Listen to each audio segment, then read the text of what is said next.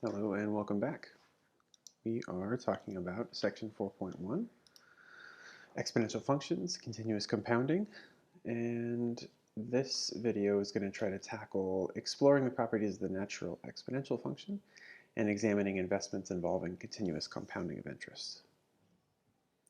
So it's going to all start out with a description of compound interest though. So we say that the future value of some investment if we invest just a lump sum, so a fixed amount of money, we could also talk about annuities, but if we just invest a lump sum P and it's at a fixed annual interest rate R and for T years, and we'll use years as the default time unit in these cases because we like to talk about annual interest rates in general, then the future value of this is how much the account is worth at the end. And then the only extra catch is how often we compound interest. So compound is just a word for compute in this case, how often interest is computed per time interval. So this exponent and denominator piece k both correspond to the number of times per year that interest gets compounded. So for instance, if it was once per year, k would be 1. If it was quarterly, then k would be 4. Monthly, then k would be 12, and so on. And then this is an interesting sort of case, but if we talk about compounding continuously, then basically what happens is, if we can sort of sneak inside here, this e to the r portion corresponds to this piece of the finite times per year compounding. So compounding continuously is not something that actually can happen physically infinitely many times, but it provides a limit basically for how much compounding more frequently can benefit us. Okay, so what happens is as k goes to infinity, this stuff inside this kind of Oregon-shaped box here goes toward e to the r. So e is this very special number that corresponds to approximately 2.71828. It's often called the natural number. And the E itself is named after Leonhard Euler, whose last name begins with the letter E. So sometimes called Euler's number too. Okay, so computing future value. So we'll look at the Investment Company of America. They suggest that there's a lifetime average rate of return of about 12%.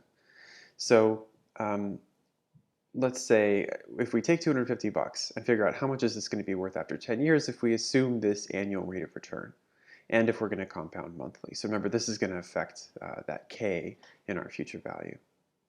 How much is it worth if we do this daily instead? And then finally, what if we compound continuously? Okay, so part A. So future value is going to look like this. Basically, this is the future value setup we're going to use, assuming that it's not compounded continuously, in which case we get that PERT formula, PE to the RT. So this is for some finite number of times per year that interest gets computed. In part A, we have that's 12 times per year because we're compounding monthly. And then just to fill in the other gaps, so the lump sum that we invested was 250 bucks, and then the nominal interest rate is 12%. That's over 10 years, so our future value looks like 250 for our principal, 0.12, so it is important that we convert this to a decimal rather than a percent.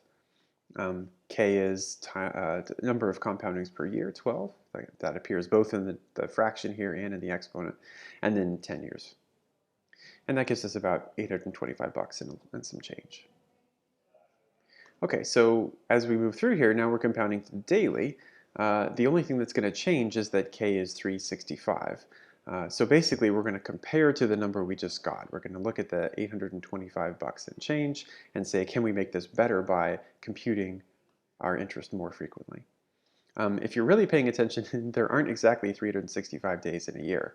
The cosmos don't conform to our number system as conveniently as we might like. So you might think of it as 365 point and a quarter, like 365.25, because we have those leap years. But you also might recall that every 100 years we don't get a leap year. Like in the year 2000, there was no leap year where it was supposed to be.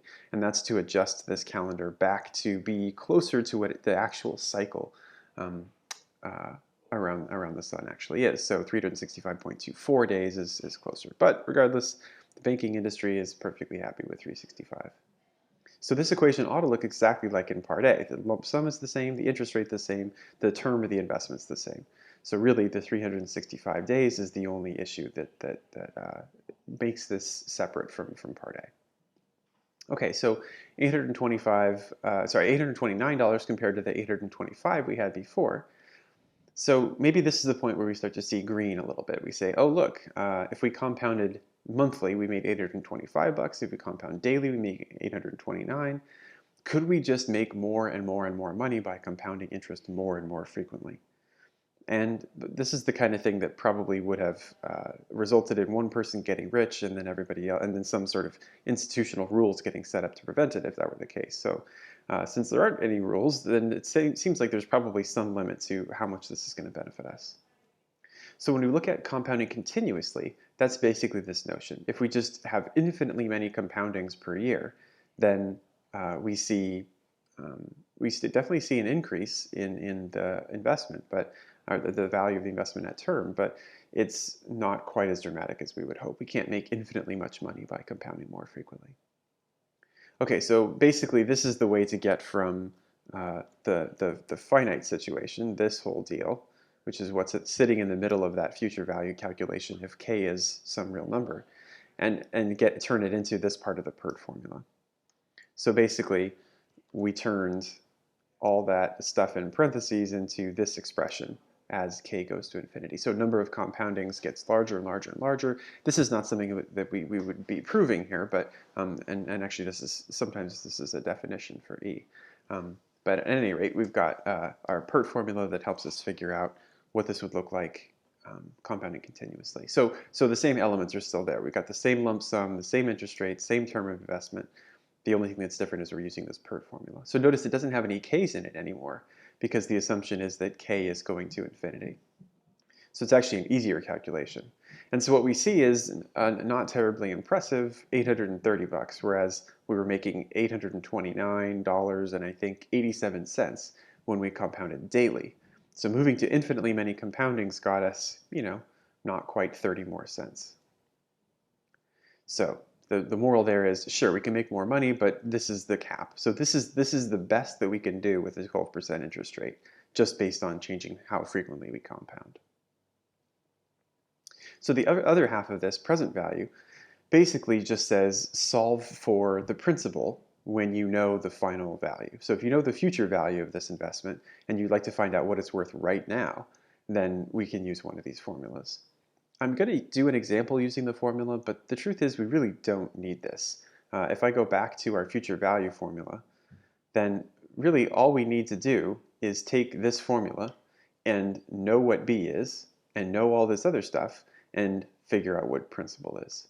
So if we're really interested in making the most use of our brain space, there's really not a reason to memorize or even include on a note card the present value formula, because we can always just take this equation and solve it for principal. Okay, so in the interest of having fewer things stuck in our brain space, then maybe we can get away with not memorizing this present value calculation. But nevertheless, it's there. It's just a formalization of how to solve for principal in that other equation. Okay, so this retirement account is supposed to have $1 million in it, and that's in order just to fund his retirement out of this, some sort of annuity that payout annuity. And he's 30 years old now. He'd like to have this $1 million in there by the time he's 67, and we'll assume the interest rate is about 3.6%. This is also based on some American funds details. So we'll assume a quarterly compounding, just whatever. Could be just about anything. And then the question is, what lump sum would you need to invest now? So here are some key phrases. Whenever we're talking about a value now as opposed to some value in the future, then we may be thinking about a present value kind of computation. Okay, so we could use the formula that we were given. Here's the final balance, and this is the principal, so we would be solving for this initial investment, or we could just break out the present value formula. But in either case, the constants actually match up. So remember that he's 30 right now, and he's looking to retire when he's 67, maybe to get Social Security, full benefits, etc. So that's a difference of 37 years. So that's the term of this investment. Then the nominal annual rate that we were given was 3.6%, and then compounded, so quarterly, so 4 times per year. And then the goal is an output of $1 million. So this is actually the B portion of either one of these equations. Okay, so this is using the present value formula. But again, we don't actually have to use this if we don't want to. So here is B, the final value that we'd like to end up with, and then the usual culprits. So we've got R, we've got K, since we weren't compounding continuously, and then the term of the investment, the big T. Okay, so all this amounts to about 265,000 and a half. And so rounding up, I guess that's to be safe, so he's not like 12 cents short of his full vested amount for the payout annuity. Just to be careful, we'll round up to the next cent. And then basically, just to put this in words, Alan would need to have this much money invested at the 3.6% interest rate compounded quarterly, and let that sit for the next 37 years in order to reach his retirement goal of $1 million. So this is the present value of this future $1 million. Okay, one other topic for this section. So I keep using this, and I haven't made a big deal about it yet, but I keep using this phrase nominal interest rate for these other values. And the nominal interest rate, because if we look back, this 3.6% that Alan was using, he doesn't actually make 3.6% per year. He makes something better than that because the interest is getting calculated more and more. The phrase compound interest is all about this interest upon interest. So since it gets computed 4 times per year, he's actually making a better rate than 3.6%. In other words, if he started out with $100, he'd have more than $103.60 at the end of a year because of this compound interest. So the effective interest rate is an effort to figure out what does this interest rate look like if we actually considered how much would or how much would an investment grow over the course of 1 year in actuality. So we're using I, we could use R, but just to avoid confusion. So the nominal rate is R, and this I is sometimes called the periodic rate. But so what we really have here is R over K. And so basically this looks like the growth factor for compound interest. That 1 plus R over K to the K looks like 1 year worth of growth in some investment. So this is our growth factor, which is great, but this is going to be 1 point something or other.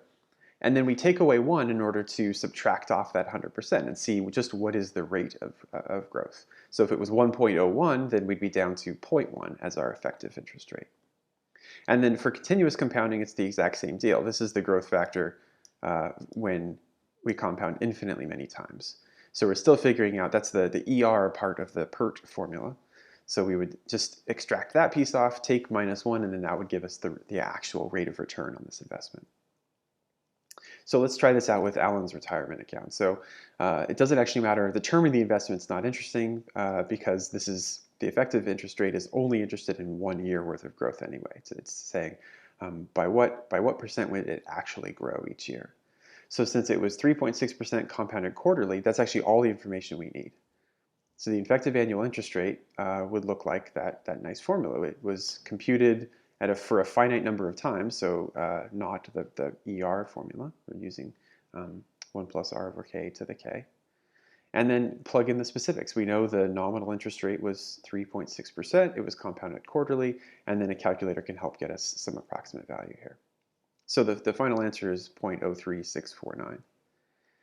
And then a conclusion in words to go along with that is that this number is slightly larger than 3.6%. It's not hugely larger, but out in the hundreds column of percentage. So basically he was actually seeing growth of about 3.65% every year, whereas the nominal interest rate was only this 3.6% part. So the beauty of compounding 4 times per year was that he got an extra 0.05% on his investment every year that went by. That's it for section 4.1. We'll see you soon for section 4.2.